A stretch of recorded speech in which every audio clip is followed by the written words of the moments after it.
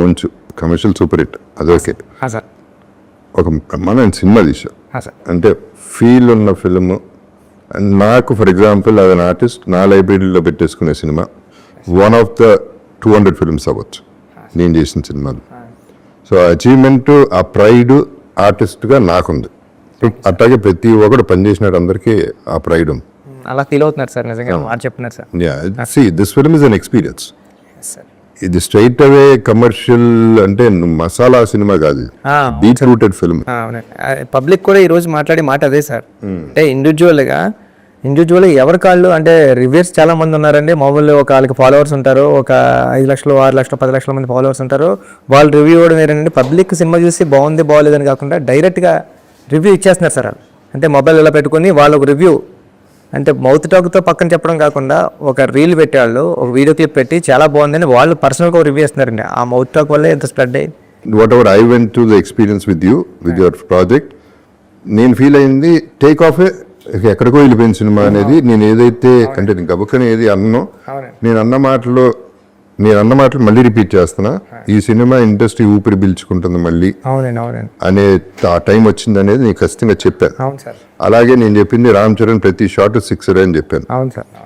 నా character one of the best characters, maybe the best అని కూడా చెప్పాను. ఇప్పటికే అది చెప్తాను. So I'm sticking to that. So ఏమైంది నాకు అర్థమైంది ఏంటంటే వచ్చి ఫస్ట్ ఆఫ్ ఆల్ ఈ సినిమాలో ఒక ఆట ఆడాడు, పోరాడాడు, గెలిచాడు. కానీ ఇవాళ ఇండస్ట్రీ అని సినిమాలు కానీ ఎట్లా ఉన్నాయంటే గెలిచిన తర్వాత కూడా మళ్ళీ పోరాడాల్సి వస్తుంది. మళ్ళీ పోరాటం జరుగుతుంది.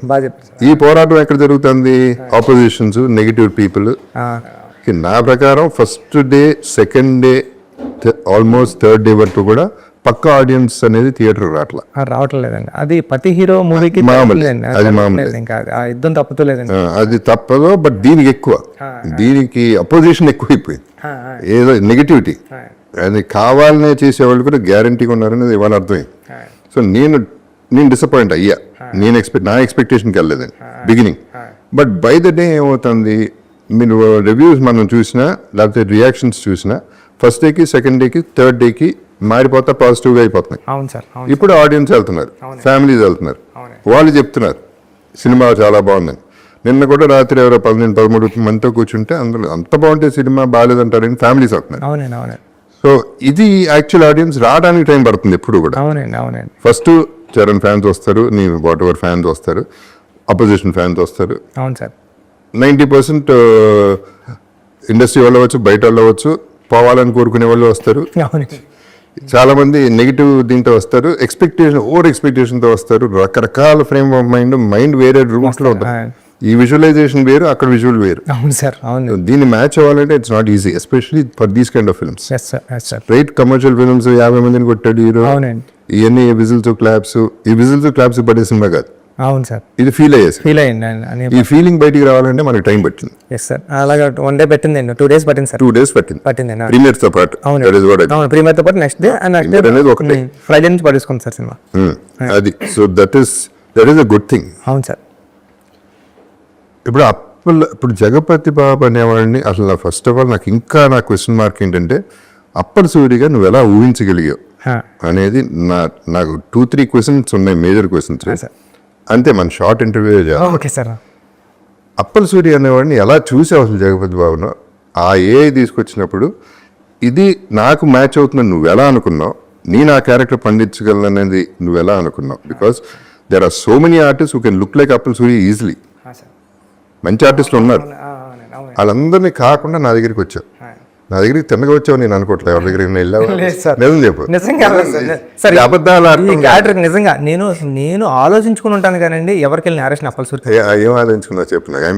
నేనేమనుకుంటాను సార్, మీరు రాయల్ గా ఉంటారు సార్, మీరు రాయల్ గా ఉంటారు. అప్పల్ సూరి అంటే ఒక విలేజ్ లో ఒక 65-75 years ఉన్న ఓల్డ్ మ్యాన్ లో చేయాలంటే జగపతి బాబు సార్ కరెక్ట్ గా ఉంటారా ఉండరా అంటే మేము చూసిన వెంటనే రాయల్టీ కనిపిస్తారు సార్. అప్పల్ సూరి చూసిన వెంటనే నాకు డౌట్ అక్కడే అండి.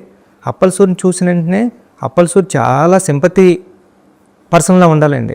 తన ఏజ్ దగ్గర నుంచి, తన మాటల దగ్గర నుంచి, తన లుక్ వైజ్ దగ్గర నుంచి అన్నీ కూడా అప్పల్ సూరిని చూస్తే ఆడి ప్రయత్నం గుర్తు రావాలండి, ఆడు పేదరికం గుర్తు రావాలండి, ఆడు స్ట్రగుల్ గుర్తు రావాలండి. ఎన్నట్లో మీలో కనిపించేవా అని నేను కొద్దిగా స్ట్రగుల్ ఫీల్ అయ్యాను సార్. ఎందుకంటే మిమ్మల్ని చూస్తుంటే జగపతి బాబు గారు వస్తున్నారంటే రాయల్టీ సూపర్ ఉన్నారా సారు అని ఉంటారు. ఇప్పటికీ మీరు అలా ఉంటారు, మీ ఏజ్లో మీ గాయం మూవీలోని గట్రా ఇంకా సూపర్ ఉంటారు అని ఏమనుకున్నానంటే అండి, అప్పుడు నేను ఏఏలో ఫోటో డిజైన్ చేయించుకున్నాను సార్.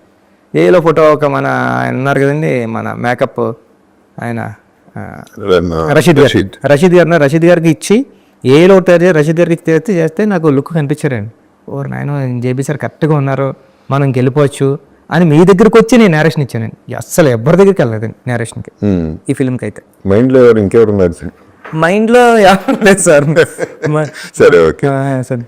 సో ఇది అప్పల సూరి నుంచి అప్పల వలస వరకు తీసుకెళ్ళావు జగపతి బాబుని. సార్ ఆ ట్రావెల్, ఆ జర్నీ నువ్వు ఊహించింది నేను ఊహించలేను. కానీ ఎప్పుడైతే నువ్వు ఏ చూపించావు photo, I was in it. నేను ఫీల్ అయిపోయాను. ఏ రోజు అయితే మనం ఇక్కడే ఇదే ఆఫీస్లో మనం పైన స్టార్ట్ చేసాం ఫోటో షూట్, డ్రెస్ వేయగానే అందరూ కళల్లో తెలిసిపోయింది అప్పల సూరి ఉన్నాడు, అప్పల సూరి కనపడుతున్నాడు, జగపతి బాబు కనపడట్లేదు అనేది క్లియర్గా కనపడింది. అప్పుడు దాకా నాకు 100% నమ్మకం లేదు. వేసిన తర్వాత 100% ఫస్ట్ కెమెరా క్లిక్కే అర్థమైపోయింది, okay we're done, we're good అని. ఆ తర్వాత ఇంకా ఆలోచించడానికి నీకు లేదు, నాకు లేకుండా పోయింది. So I want thank you for one thing, for thinking of me as Appal Suri, which is an impossible thing. నేను నా క్లోజెస్ట్ ఫ్రెండ్స్ కూడా గుర్తుపట్టలేదు, చాలామంది ఫ్యామిలీలు కూడా గుర్తుపట్టలేదు. గుర్తుపట్టకుండా జగపతి బాబు కనపడకుండా అప్పల్ సూరి కనపడేలా చేశాడు, నంబర్ 1. నంబర్ 2, లాస్ట్లో మళ్ళీ అప్పల సూరిని మళ్ళీ గుర్తు చేసావే, అది రామ్ చరణ్ లాంటి పెద్ద స్టార్ నోటితో క్లైమాక్స్లో మళ్ళీ తీసుకొచ్చావు. అది డైరెక్టర్స్ విజన్. అక్కడే నేను పండా, అప్పల సూరి పండింది ఆ షాట్ వల్ల.